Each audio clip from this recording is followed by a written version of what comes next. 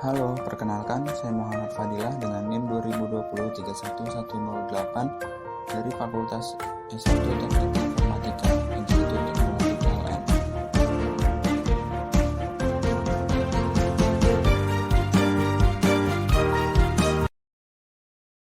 Arsitektur komputer merupakan konsep perencanaan dan struktur pengoperasian dasar dari suatu sistem komputer, atau ini juga merupakan rencana cetak biru dan deskripsi fungsional dari kebutuhan bagian perangkat keras yang didesain.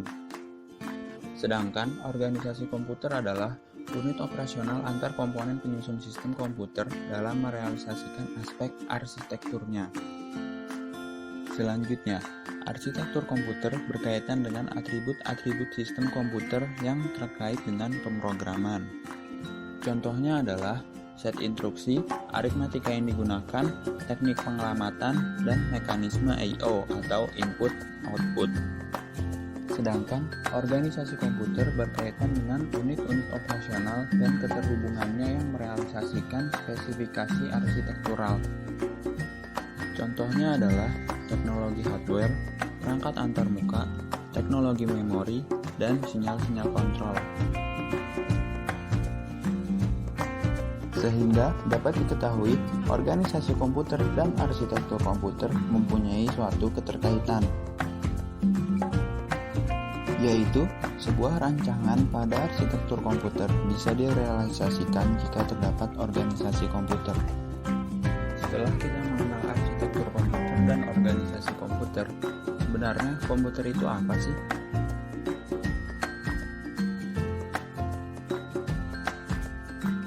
Kata komputer sendiri berasal dari bahasa Latin yaitu computare, yang artinya menghitung, sedangkan dalam bahasa Inggris disebut to compute. Sehingga komputer dapat didefinisikan sebagai sekumpulan alat elektronik yang saling bekerja sama, yang dapat menerima data atau input, mengolah data atau proses, dan memberikan informasi atau output, serta terkoordinasi di bawah kontrol program yang tersimpan di memorinya. Semua jenis komputer memiliki 4 fungsi utama, yaitu pengolahan data, penyimpanan data, pemindahan data, dan kendali. Nah, seperti apakah arsitektur komputer itu? Pertama-tama, mari kita bahas fungsional dasar komputer atau arsitektur yang digunakan oleh komputer. Arsitektur yang banyak digunakan oleh sebagian besar komputer pada saat ini adalah arsitektur von Neumann. Arsitektur ini ditemukan oleh John von Neumann. Arsitektur von Neumann terdiri dari input, CPU, memori, dan output. Pertama-tama, mari kita bahas tentang input.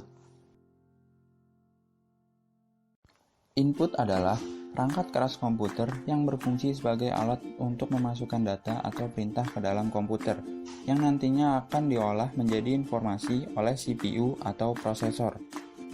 Contohnya adalah keyboard yang kita ketik untuk memasukkan data ke dalam CPU.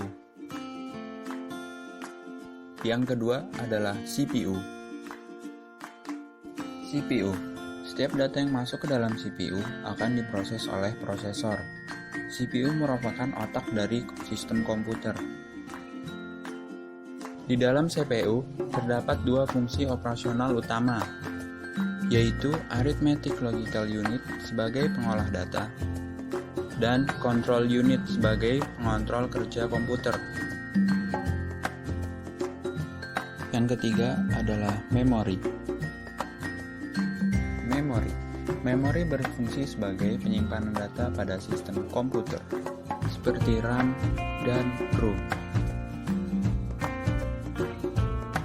RAM atau Random Access Memory berfungsi sebagai tempat penyimpanan sementara data komputer yang sedang berjalan atau yang sedang kita olah, sehingga data yang disimpan akan hilang jika tidak dialiri oleh arus listrik. ROM atau Read Only Memory adalah memori yang hanya dapat dibaca dan berfungsi sebagai tempat penyimpanan berbagai data yang ada pada komputer dan bersifat permanen. Sehingga data yang disimpan tidak akan hilang ataupun berubah walaupun tidak dialiri oleh arus listrik. Dan yang terakhir adalah output. Output merupakan perangkat keras komputer yang berfungsi untuk menampilkan informasi hasil dari pengolahan data kepada pengguna. Hasil keluaran atau output dapat berupa hard copy, yaitu setelah data diproses oleh CPU, maka informasi akan tercetak pada kertas melalui printer. Juga dapat berupa soft copy, yaitu setelah data diproses oleh CPU, maka informasi akan tercetak pada layar monitor. Dan hasil output juga dapat berupa suara,